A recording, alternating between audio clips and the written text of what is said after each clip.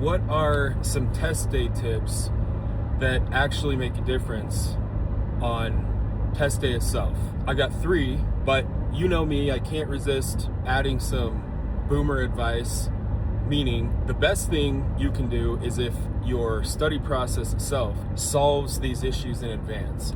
So the main issues that people have on test day, those would be nerves or exam anxiety. The second thing would be timing issues, running out of time. And then the third thing would just be the overall test day experience, getting in that high pressure situation. So without getting into all the details, our study process solves those 3 issues in advance.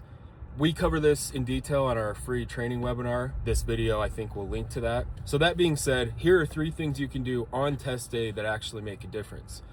So the first one, get to the testing center an hour early, and whether you've taken notes throughout your process or, again, if you're following our strategies, you should have decks of your own flashcards that you've made on your own weak areas. Get to the testing center an hour early and sit in your car and do one last go over of your weakest flashcards. You will see something on the exam that you review in that last hour that will give you a right answer, or usually even 2 or 3 or more. The second tip for test day is just knowing that by far the most helpful thing for the simulations is getting done with the MCQs as quickly as possible.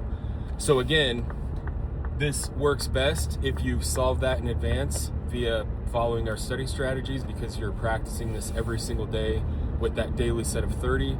So the third tip, this came up in one of our podcast interviews. One person we interviewed, she had failed the same exam barely, like 3 times in a row. And then after that third failed exam, she thought, I feel like I really know this stuff, but having that exam at 8 in the morning is stressing me out the night before. So I don't sleep well. I'm terrified I'm gonna miss my alarm.